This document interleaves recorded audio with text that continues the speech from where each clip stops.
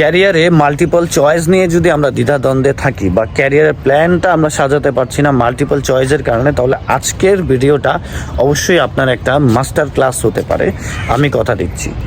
তো চলুন আমরা ক্যারিয়ার স্ট্রাকচার নিয়ে আলোচনা করি, কিভাবে আমরা ক্যারিয়ার স্ট্রাকচারটা সাজাবো। আসলে অ্যাকচুয়ালি মাল্টিপল চয়েস প্রবলেম না, প্রবলেম হচ্ছে এই চয়েসটাকে একটা স্ট্রাকচার বেজে সাজানো। আমরা আজকে এই জিনিসটাই শিখবো কিভাবে স্ট্রাকচার বেজে সাজানো যায়।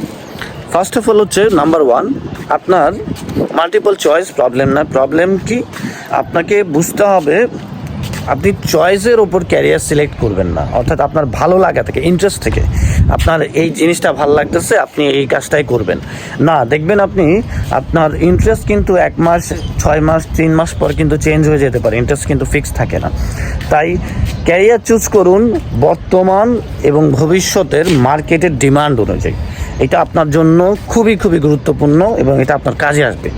সেকেন্ড হচ্ছে একটা প্রাইমারি স্কিল সেট করুন, মানে একটা যে কোনো একটা স্কিল, সাপোজ আপনি মার্কেটিংয়ের কথাই বলি, আপনি মার্কেটিং স্কিলটা পিক করুন এবং এইটাতে আপনি অনেক ডিপলি শেখার চেষ্টা করুন, অনেক ডিপলি এটাকে আয়ত্ত করুন, মাস্টার হওয়ার ট্রাই করুন, যাতে এই রিলেটেড যে কোনো কাজে যখন কেউ কল দিবে তখন আপনার কথা মাথায় আসে।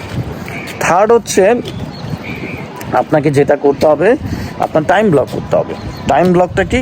টাইম ব্লক হচ্ছে যে আপনি যে কাজটা এখন প্রাইমারি স্কিল আছে, আপনার সময়ের 80% ওই কাজে দিতে হবে, মানে আপনার সময়ের 80% ওইটা শেখার জন্য, ওইটার জন্য ব্যয় দিতে হবে, সময় দিতে হবে। আর 20% আপনি বাকি কাজ, বাকি অন্য ইন্টারেস্ট থাকলে আপনি ওটাতে দিতে পারেন।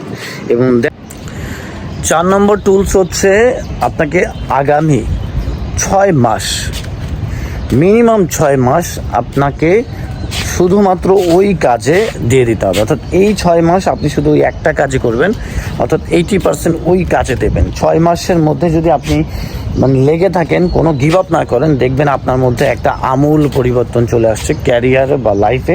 এবং লাস্ট হচ্ছে আপনাকে এভ্যালুয়েশন করতে হবে। এভ্যালুয়েশন মানে হচ্ছে ক্যালকুলেশন করা। আপনি 1 মাস পর আপনি কতটুকু আগালেন, কতটুকু শিখলেন, কি করলেন, এটা এভ্যালুয়েশন করবেন। তাহলে আপনি একটা মেজারমেন্ট করতে পারবেন আপনি ঠিক জায়গায় যাচ্ছেন কিনা, আপনার ইনস্ট্রাকশন ঠিক আছে কিনা।